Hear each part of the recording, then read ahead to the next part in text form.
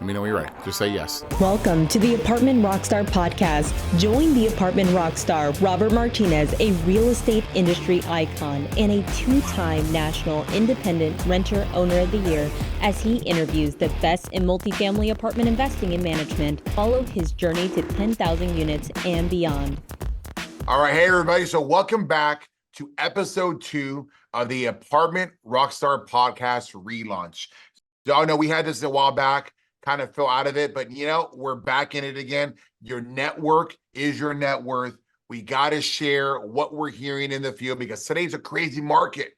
We got to know how to overcome this, how to navigate the crisis of this great reset of multifamily. Part of that was I decided I want to start up a brain trust, a real estate club of other real estate entrepreneurs who are doing what I do, and we all share ideas. And today we have one of those students that are in that brain trust with me, Michael Ketchen. Mike, how's it going, man? Good, Robert. Thank you for having me, brother. So, Mike, where are you located so people understand, and how do they contact you? So I am located in New Hampshire and Montana. I go back and forth. If I have my way, it'd be Montana, but I love my wife a little bit more, so we're in New Hampshire most of the year. And people can find me on Instagram at Michael Ketchen. Okay. So, Michael, you are a reformed educator. And you fell into real estate, and you're a serial entrepreneur. Tell me that journey. Like, what was that bridge? Like, tell me how you got into education, and then what drove you out of that, and how you found real estate. So the way I got into education is kind of funny. I could always talk. I like talking to people. I like to network, but I didn't have financial literacy, and even what I talk about now is financial comprehension, right? Because I hate financial literacy because that just means you can read. Financial comprehension means you can understand. And I really think we should rebrand that because I had none of it. So I didn't know what was going on. Didn't have a mother, had the best mom in the world. She worked, but was not financially literate herself. Was in sales, graduated college. This is '06, so a bad time of the economy. Left the job I was at, was a substitute teacher for a day. They liked me. I didn't know what the hell I did. They asked me to come back the next day, and then it just rolled. And fast forward, ended up helping to turn around to this day, the only successful level 1 turnaround of an urban high school in this country's history. And I realized I was pretty good at problem solving. My mentor at the time, the principal of the school, saw something in me around quickly being able to identify problems and solve them. And we did it. We turned around the school, but I realized, man, I was working too hard. And my father had died at 46. And then when I was 33, they thought I had a heart attack from the stress of the job. And that puts things in perspective very quickly. Wow. So where did real estate come into this? So, funny story. I wanted to do something, right? I was like, well, what do rich people do? How do I get to hang out with guys like Robert Martinez, right? How do I do that, right? And I remember just Googling, like, hey, I'll flip a house, right? A fucking Chip and Joanne. Like, it must be easy. That must be what they do. And had no idea. Said, we're going to flip a house. Started Googling podcasts, came across one that said you can buy real estate. Anybody can do it. And I listened to those guys and I was like, they actually don't sound that smart. So maybe this could actually work. And then I'm stubborn to a fault. And man, it's been quite an adventure since. Mike, I don't know if you know this. Do you know who Tarek Musa is? The guy from TV, right? Wasn't he on TV? Yeah. So when you were saying that, not all those guys are very smart, I know. I've spent some time with some of these people, and it's interesting when you talk shop, what comes out, and you're like, man, right place. Here's what I learned: right place, right time for a lot of people in real estate. You do the right thing, you get discovered. But man, you're right. There's real estate has shown me that it's a very low barrier of entry. A lot of people can get into it if you get the right mentorship and somebody pushes you in the right direction and with a little hustle and grit. What are your thoughts on that? I was going to say that's actually, first off, the reason I was so happy to come on when you asked, and a compliment I'll throw your way, the way I found you. We self-manage, we self-operate, right? And I when I heard you talk on a podcast, I actually discovered you on someone else's podcast, I think the Multifamily Takeoff, whatever it was called.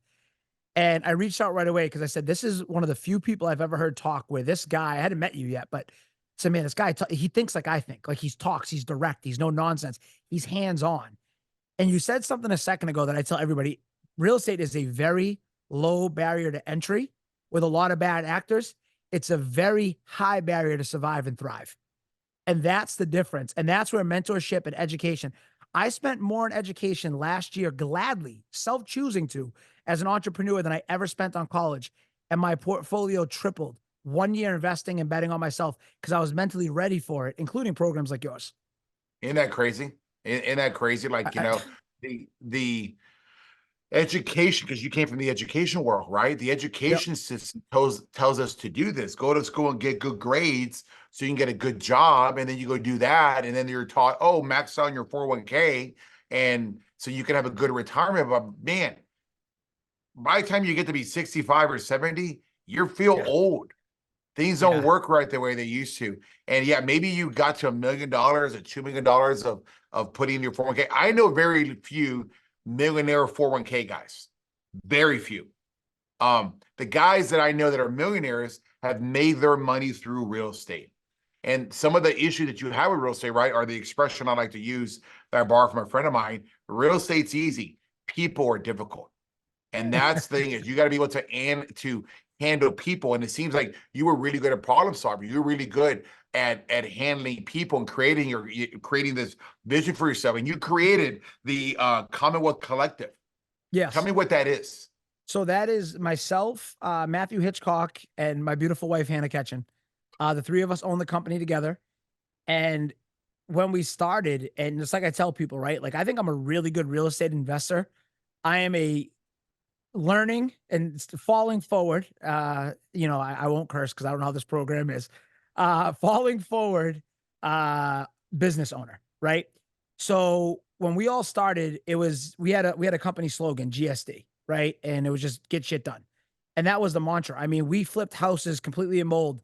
Surf Pro wanted $38,000 for the mold remediation. So what does Matt do? Matt goes online, gets OSHA mold certified for $350, and we flip the house and make the profit, right? Whoa, explain about this. Wait, so you got mold certified, Yeah.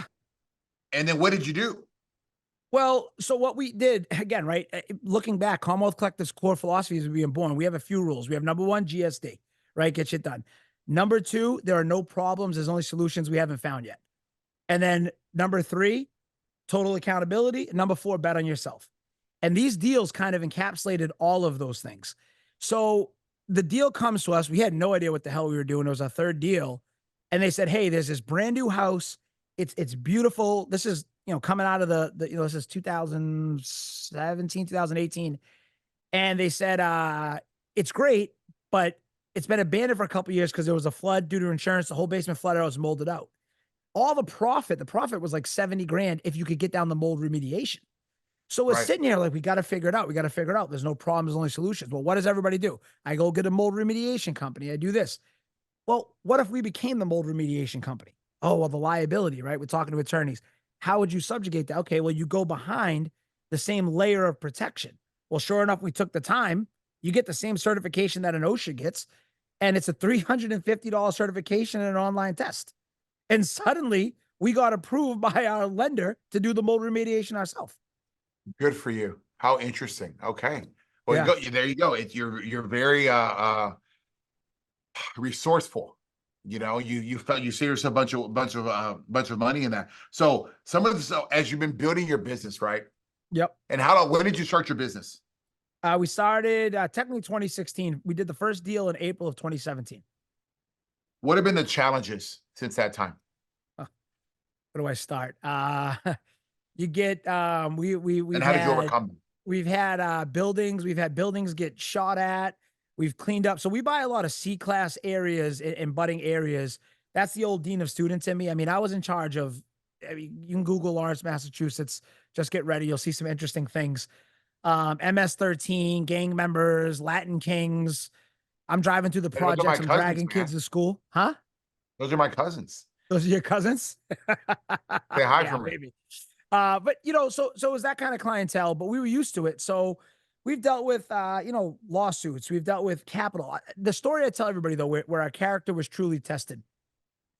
I had just quit my job and I thought real estate was easy because we were working with one bank when we first started. We had no idea. And this changed everything. we were in the middle of two things happen at once. We're in the middle of the only project to this day we ever lost money on, and it was a flip. We were adding a level. We didn't know what the hell we were doing. The GC and the investor pulled out at the same time, which I didn't know they could do. So we had to GC it and figure out a way to get our own money in and out. And then we were buying multifamily. We had bought 2 buildings at this point, and the same bank kept giving us money, these burrs. And I go, man, this is the easiest business in the world. And then suddenly come to find out that bank was in trouble with federal regulators. They got in trouble. They pulled a loan at the closing table. I had just quit my job to do this full time because I thought this is what we're going to do. And now all of a sudden, all my equity was tied up with the lender that didn't work. I had a project going sideways, and the deal that was going to support my lifestyle just got pulled. So we kind of rallied and we said, look, back to those core philosophies. This is really where Bet on Yourself was born. What are we going to do? Everyone, and I mean everyone, Robert, when you go on your own, everyone wants to tell you what can go wrong and all that. That's all bullshit. They're projecting their fear onto you. So we flipped it on its head and said, well, what if it goes right? Okay, we can cut our lifestyle down. We can live off $3,000 a month apiece, right? Taking a pay cut. And I got 1 year of runway to figure it out. We went back to the guys that we were buying the building from. It was a 31 unit for $2.5 million. And we said, look, we can take this, we can blow it out of the water, but we got a partner. What can you do? They gave us 20% equity and they gave us an 8% management fee. And this is a lesson for everybody. We had bought a previous building from them and we stayed in touch. We showed them what we were doing, not in an insulting way, but they were intrigued going, man, how are you guys doing something so much better than what we were doing? Fast forward, we sold that building 2 years ago for $5.6 million. Okay. But that little management fee and humbling ourselves and being upfront and being honest and being direct and thinking through got us through that challenging time. And we've been entrepreneurs and working for ourselves ever since. That's amazing. So what do you do then, man? So you're an apartment owner, you're an Airbnb guy. What is it? What do you do? I am a value add real estate investor. Okay. I believe in infinite returns. I believe the greatest wealth building tool in this country is the cash out refinance. I'll argue that with anybody. When you factor in the hedge against inflation, when you factor in the tax benefits, the cash flow, the appreciation, the depreciation, all the stuff they don't teach in school that they should, we buy any building that meets our criteria, which is landlord-friendly state and has enough appreciation, enough meat on the bone where we can get all of our equity plus some back out, and then we hold it and we cash flow, and then we cash out refi again. And again, none of this did you learn in your formal education. Not at all. This all came from the continuing learning that you put yourself through by hiring mentors. 100%. 100%. Wow. And Wow. again, the way I got hooked up with you is we were at a standpoint where I said, all right, I want to go bigger. I don't want to make $100,000 a month. I want to make $1 million a month. How do I find somebody who's scaling? Because there's only one of me, right? I'm capped at how many hours. I can only leverage myself so much. How do I find somebody who can create systems of accountability, who can push a sense of urgency without going crazy at scale? And I swear it's timing's everything. I throw on this random podcast. I hadn't listened to that damn podcast in 6 months. And you come on and I see in the tagline, thank God they put it. They said, I can't remember. They said it. You're a Rockstar, National Operator of the Year, something like that. That's right. Let me see what this guy's all about. And I listened to the podcast and I swear, I think the minute the podcast was over, I sent some email, something like that. And Jason got right back to me. And the rest has been history. I've flown down there a bunch and I can't thank you enough. Well, thank you. We definitely appreciate you being in our program. For those, so I can understand. So you went from from a high school educator. Yep. To today owning what, $50 million in real estate? Probably about 70 million. Cause I also got a bunch of Airbnbs and stuff I do around the country. Holy cow. And that's through mentorship. That is amazing. Like you've defied probably any expectation you had at yourself because you didn't know that you could do those real estate game. Cause obviously, like you said, mom and dad weren't there to teach you. And those are your first mentors. And they didn't tell you anything about real estate. And here you are, you go and you do private mentorship, such as the Apartment Rockstar Accelerator program to help you grow. How has my program helped you grow? It has got me dialed in on operations. It's really taught me the business side. And this is what I say, right? Like what we were really good at was identifying an opportunity to get it to that cash out refinance point, right? What I was looking for that I got was thinking like a business owner to continue to push NOI. I say this to you all the time. You'll say something on a call and you make it real, you make it visual, and then it gives me 10 other ideas to go leverage. And that is That's really the advantage, right? It's a cheat code. Could I maybe have got there? Yeah, sure. Maybe I could have took 10 years and fucked around and found out and got to where I wanted to get to. What I did was I poured gasoline on it because now I know what my time is worth. And that's the other thing they don't teach you in school. There's an intrinsic value to my time. When I go to Robert Martinez and I pay for X, I get back Y. It's on me to get that return, but you're accelerating that growth and that learning, right? You're boosting NOI. Well, think about it. You call it the magic formula. Every dollar of NOI at a 5 cap is $20 to me. So if I show up and I pay a mentorship, 5 grand, 10 grand, whatever the hell it is, that's a multiple, right? Okay. So now if I'm boosting my portfolio's NOI, say we're bringing in, I don't know, $500,000 a month in revenue. If I can boost that NOI 10% at a 5 cap, that's millions of dollars of value. That's leverage. And that's really what you have to be surrounded by like-minded people, but you also have to be in a position to learn and accept the coaching. And that's where you need a strong community, a strong leader, someone to do it, right? Because I have a strong personality. I can steamroll a lot of people. You've been there. You've been in the wars. You've been in the trenches. You're not bullshitting. You're not like some of these Instagram influencers who are just flapping at the gums. You're real. You're genuine. You're on the front lines. That's what I have found invaluable from it. That's what I've got out of it. I appreciate that. So give everybody an idea, like what's something that you learned in the program, and then give me a case study on what you did to implement it. Oh my God.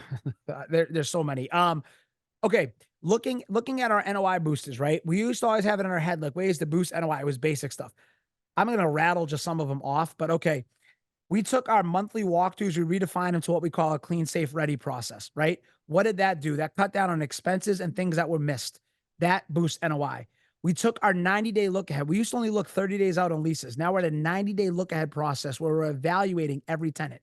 We hired a resident retention coordinator who now, last month alone, boosted our collections 5% over where we're at usually this time at monthly. That's 5% portfolio wide because we have a dedicated person now that we call the resident care coordinator who's focused on when a resident moves in, she does a 30-day survey. She does a 60-day survey. She evaluates the 90-day look ahead if we're going to keep them for a renewal. She reaches out to engage them on the renewal. She gets a commission if they renew. If they give a notice to vacate and then she flips them back, they get a bigger commission. Yes. I have no problem saying that a lot of that came from ideas and discussions we got out of the Rockstar Accelerator. I appreciate that. Here's another idea. I know you're switching softwares, right? When Yep. you switch to this management software, you can create scheduled alerts that will help you boost collections and renewals. For example, you can say, hey, rent is due next week. Remember, please go in and pay the portal. If you're pay it through the portal. If you're having difficulty, contact X company. We use Flex for rental assistance. Yep. Then the day before, there's an automatic message that can go out.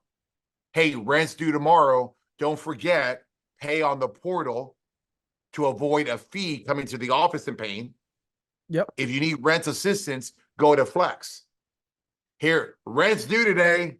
Here's the third email on the first. These are emails you can program. Then you do one. Hey, today is the third. It's the last day to pay your rent without any penalties. Please come in and pay your rents.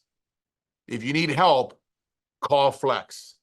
Yep. Fourth, rent is late today. Penalties have now started. This is your 3-day notice to pay or the eviction process. You can put this in your software and it'll spit it out every single month. Here's the other piece, renewals.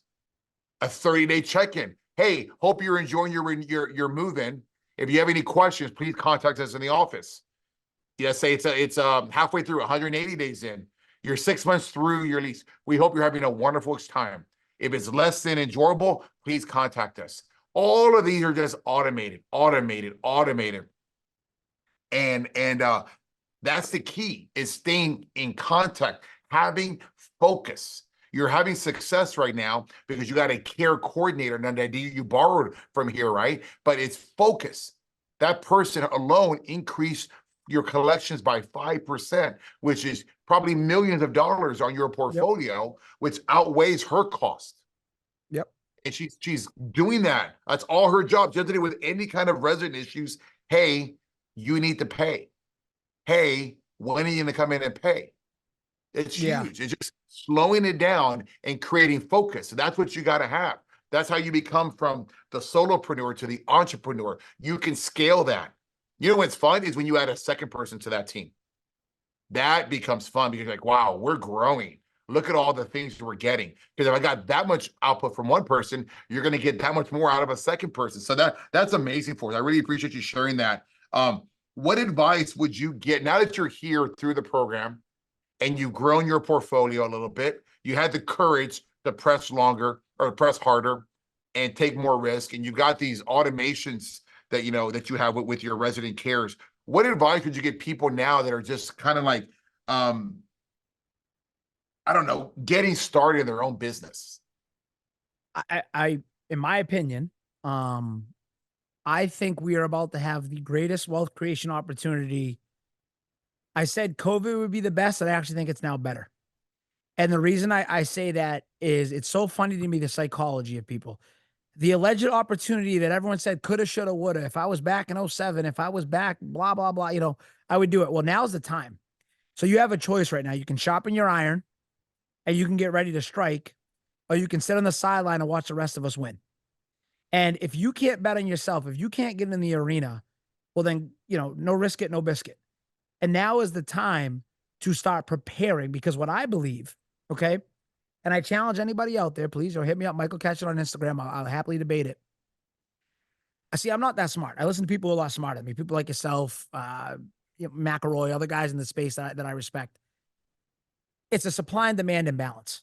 All we're doing right now is we're taking out the dumb money that the Fed costs, that our buddy over there, No Home Jerome, printed, okay? All that's being taken out. And starting in 26, every major metro, there's a stat right now, I think at the top 10 are all back below pre-pandemic levels. It is going to be a great time, probably the best time to own multifamily. So you got to get ready. You got to sharpen the iron, and you do it by learning how to operate. Like we said at the start of the call, it's not about being a TikTok influencer and Instagram. There's a lot of those guys right now who are real good at raising capital, and they're handing back the keys to the bank. I want to be in a position to buy at a discount from those guys. And that's what programs like this are getting us ready for. That's why we're doing it. I appreciate that. Thanks, man. So listen, tell us a little bit about your work-life balance. Seems like you operate so much, right? You got $50 million worth of stuff, but yet I see you kind of really enjoying your cigars and just being very jovial, and you seem like you got to figure it out. What are your work-life balance secrets? I would tell everybody, take intentional action consistently. And if I had got here sooner, it'd be even better. When I did this, back to what I said at the beginning of the call, my father passed at 46. I turned 40 this year, okay? I don't want to wait. I'm not going to let somebody tell me when to start living, all right? What does that mean for me? It means I like my expensive Cuban cigars. I like to travel to my homes around the country and travel with my wife. And we like to spend time with friends and family doing what we want. So I'd rather get very intentional and work deep, right? People confuse hard work with good work all the time.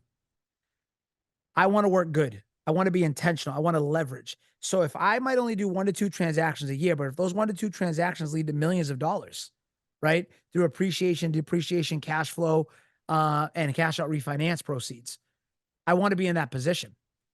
So figure out what your time's worth, figure out where you can delegate, and then leverage your time towards your intentionally designed outcomes and lifestyle. And that's kind of what I would say.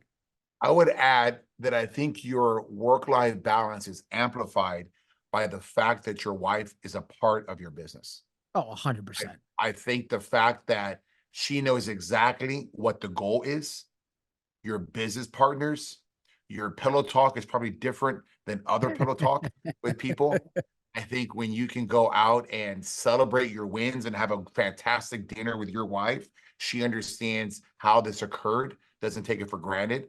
I think when you have to work late or there's something that has to get done, she understands, I know where he's at. I'll manage my end, he'll manage what he needs to do, or vice versa. Yep. I think the husband and wife combos that I've seen have been tremendously successful because they're both have skin in the game. They understand where the money's coming from and what the goal of the family is. You're not competing with, his work or his work friends. There's no competition. we're trying to grow our empire and to be something. And you each have a role to play in it. So kudos to you. And I think those of you that are out there, I think you should consider doing real estate with somebody very close. I'd rather have it with a close partner like a wife than a best friend. Yeah. Oh yeah. Because when you have a 100%. best friend or someone else, you're dealing with their wife too, or their spouse, and you never know how life changes. So, what are your thoughts on that? How do you think your spouse has really helped you contribute to your overall success? Well, it's a two-part thing. Well, one there, remember, Hannah's my wife, but she's also Matt's business partner, my business partner. So Matt, when we started the company, wasn't married. He was single. Now he's married, right? So little things that you don't think about, like buy-sell agreements. How's it work? Do you Yeah, continue on? I mean, these are all real conversations. Whereas Hannah and I are very aligned, and I also think you got to compliment and listen. And there's I love this stuff, right? She enjoys the lifestyle. She doesn't love the business. mm, So I would tell everybody early on, don't be afraid to discuss with others, striking that balance, because you got to remember when to be the husband and you got to remember when to be the business owner. And I can easily get carried away. Like we started something and I don't do it as often as I should. We're always trying to get there. We call it Hannah Friday. That is a day I try to just be a husband, be present. Not that great at it. Full disclosure. I'm a work in progress. Because to me, this is fun. Like, I don't think I work. She thinks I work a lot, right? But she also understands that this is me at my core. Like, I knew I was talking to you today. I woke up, boom, got 2 hours with Robert today, right? I was coaching all before this. I love this stuff the same way that I guarantee you love it. You have to be a sicko to get in this arena, right? At the level that we're at. But where she's my spouse, as long as I'm able to walk that line and she gets it, because she personally guarantees that debt just like I do. And you want to talk about if someone has trust in you or not, go personally guarantee tens of millions of dollars with them. You'll mm. find out real quick if that person's really in your corner or not. Because that's when you start to figure out who's really got your back and who doesn't. I got it. It makes a lot of sense. So, Mike, let's end on this last question here. What Now that you've achieved what you've achieved in what's really a really short amount of time, and you seem like you're picking up momentum and speed and knowledge. So you only say people are smart because they just have been in the business a little longer than you. They have a little bit more experience, a little longer in the tooth, right? Once you get to that point, you're going to be like even better than what you are now. So what are your goals? Like, where is it that you want? Where does this take you? My goals right now, my why right now is very clearly defined. We're starting to syndicate because we want to bring friends and family with us. I was sitting on the porch having a cigar a couple years ago in my South Carolina house, and I said the only thing that could make this better was if I retired the woman who worked 2 jobs for me and my brothers. The only thing that would make this better if my best friends, when we didn't have a thing, okay, I was the only white kid in all Latin neighborhood. I grew up dirt backyards, dirt basement, didn't know any better, right? Didn't know we were poor until we got older. I want to bring those guys who've been there with me, right? I want to bring those people along, and I want that responsibility, right? Pressure is a privilege. And real estate gives us an opportunity to bring those people along for the ride with you. And that's what I'm working towards right now. That's why I'm in programs like yours, because I need to learn how to do that, because it's a responsibility when they put their capital with you. But I have a means to get us all there and be there together, because I don't want to be 70 waiting to hang out and live life together. I want to do it now. I love it. So where does this go though, man? You didn't give me a number. Right? We all got a number. What's the number? I am actively trying to figure out a way to get to $1 million a month. I I'm love it. reverse See, that's a engineering. good goal. That's Yeah. a fantastic goal. I prefer that. It's not really a number, is it? It's No. like a unit count. It's how do I get my income to $1 million a month? Yeah. Okay. And The that's next question all it everybody's is. asking. This is not what was not going to be my question, but now you've said that. How close are we, man? I mean, where are we? We've got a little ways to go. We just full disclosure, we just crossed. We're still a little under 100, but we just crossed over 30. So I'm pretty happy. I'm in that delta somewhere. Okay. A month, you Uh, mean? yeah, yeah, Okay. Okay. Good. yeah, That's yeah, wonderful. yeah. So I gotta And think pour a about little that. bit Look more where you gasoline. were just a few years ago as Oh, as an educator in the public school system, to now even be joking around on how you can make almost a year's salary in about a month or two. yeah, it's And it's insane. going to grow and grow and grow. Yeah, yeah, and it's again, back to what I said at the beginning. There's nothing like when you get a cash out refi check, and it's you know our biggest one to date. We got a $1.63 million cash out that's tax free. And I remember, like, I used to think, and this is so important, and I just want to hit it again.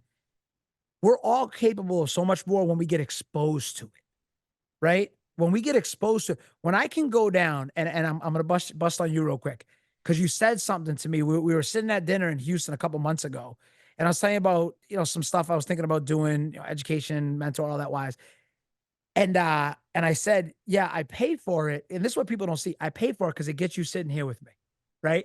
Because not that, hey, we wouldn't be great, whatever. Your time is worth so much when you're at the level you're at. I just want the cheat code. See, people get it backwards. They think I pay you and, oh, Robert, I've got to pay this money. I got to get this. No, no, no. Fuck all that. No, no, no. I get access to a guy who's an absolute, truly a rock star, and I can ask him questions to accelerate me and my goals. What is that worth? I mean, that's how I look at it. That's how you start making $1 million a month. I couldn't even fathom that. And it's not about $1 million a month. It's about the person you become along that journey to get there. I love that, man. Thanks for sharing that. And I think that's true, that what he's referring to is that whenever you go to any kind of continuing education program, you want to pay for the best seats. You want to be seen. You want to be seen by the presenter or the educator. You want to understand, how do I say this? You want to make sure they know that you're a player in the room. Mm-hmm. I know what my tickets cost. I know who the VIP who paid that VIP package, who's sitting in front row, who's coming over to my house for a private dinner or going to meet with me. I know that they want to pick my brain, and that's okay. That's good. That means they're in it to win. Those are better questions than the questions I might get from somebody who gets the lowest level ticket. I don't know where Mike's going to go in future, but I know that he's got the drive and the ambition to want to go somewhere. And he's paying the top dollar ticket so he can get continuous access. It's not like what you learned during the day. It's those after evening access where you're sitting there, you're having a glass of wine or your favorite cocktail. Maybe Mike's got a cigar out, and we're just shooting the shit outside, and we're just talking, and he's asking question after question. And that's how he gets the most value. I've been to other programs where I pay for the VIP, or I don't get all that. I have to share. They don't always want to give you that. I see everybody here in my program as somebody that's very viable and unique to me. It's a closer, smaller group, and we just talk. And I'm pretty much an open book. You ask me, people say that. I think I live it. I'm very transparent. I share things all the time. I got to jump in there just to end on this note because and I said this to Jason when I first did it. It is, and I've said that I've been in other masterminds now where I've said, and I'll say it to anybody. I just told you again, I'm referring to a guy to you that I'm coaching. You are not charging anywhere near enough. The accelerator, I don't know. I don't know what the plan was. I don't know what the discussion when you guys went into it. I have yet to meet another person who is as open and honest with their business with a roadmap. Like, I honestly wish, I don't know if you guys have it. We should have made like a visual, like, booklet or a documentary on it, because it's literally like you go through, like, you'll bring something from the real world into the call. You're getting lessons from someone with a $500 million portfolio in real time. Mm-hmm. I mean, what is that worth? If you're doing what we're doing, what is that worth? Mm-hmm. So that's what I can say on that. And again, thank you for having me on. I appreciate it, Mike. And it's because I've been where you're at too. I started from zero just like you did. And when you grow and you see someone that, didn't inherit it, or there's no trust fund or silver spoon in their mouth, that they actually grew their portfolio in the way that you're growing your portfolio from zero and learning the knocks and the lessons along the way, that's invaluable. They feel you, and you're shortening your curve to you getting there to where they're at a much earlier. I mean, I'm in my late 40s, man. There's a lifetime of lessons I'm learning, and you're in your late 30s, and you're getting those lessons now. So, I mean, that's amazing. I wish I would have had somebody at that age that could show me where they were at. So thank you for the nice words. And again, man, you've been a fantastic guest. I think you've given a lot of people a lot of inspiration and example of how to go from being in that everyday, I'm going to be a school administrator, a school educator, to now I'm a real estate multimillionaire, and I got bigger goals in front of me. So thank you for joining us on a program. And one more time, Mike, if people want to go and they either want to get on your program, coach with you, or just how to find you, how do they find you? Yeah, hit me up on Instagram. Again, Michael Ketchen. You can also go to michaelketchen.com. And like I said, it's same right back at you. I tell everybody, definitely check out the accelerator. If you've done a couple of deals, Robert and his team are phenomenal. So make sure you check them out. Awesome. Mike, thanks so much, man. And we'll see you soon. Thanks, Rob.